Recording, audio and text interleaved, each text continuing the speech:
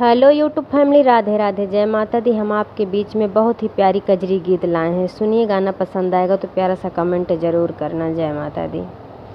तू चौराया काहे राम जी की नारी पिया, बनी के जटाधारी पिया ना।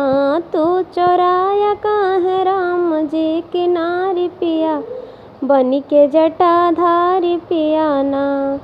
तू चौराया काहे राम जी की नारी पिया, बन के जटाधारी पिया ना। भेष जोगी का बना के पास कोटिया के जाके, भेष जोगी का बना के पास कोटिया में जाके, पास कोटिया में जाके, पास कोटिया में जाके धोखा दिए तुम जगा के अलखवारी पिया, बन के जटाधारी पिया ना। धोखा दिए तुम जगा के अलखवारी पिया, बन के जटाधारी पिया ना। तू चौराया काहे राम जी की नारी पिया, बन के जटाधारी पिया ना। तू चौराया काहे राम जी की नारी पिया, बन के जटाधारी पिया ना। भिक्षा देने जब आई रेखा बाहर से अमाई, भिक्षा देने जब आई रेखा बाहर से अमाई, रेखा बाहर से अमाई, रेखा बाहर से अमाई। तू बैठाए लिहा रथ की सवारी पिया, बन के जटाधारी पिया ना।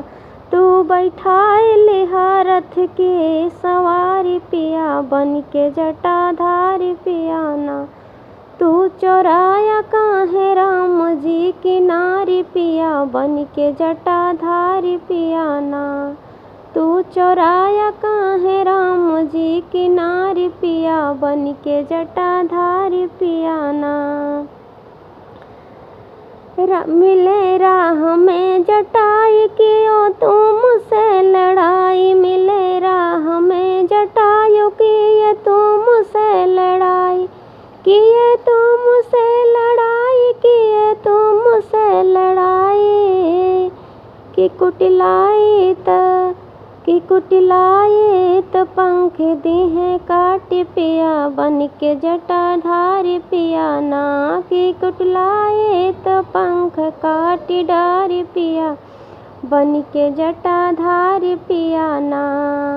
तू चौराया काहे राम जी की नारी पिया, बन के जटाधारी पिया ना।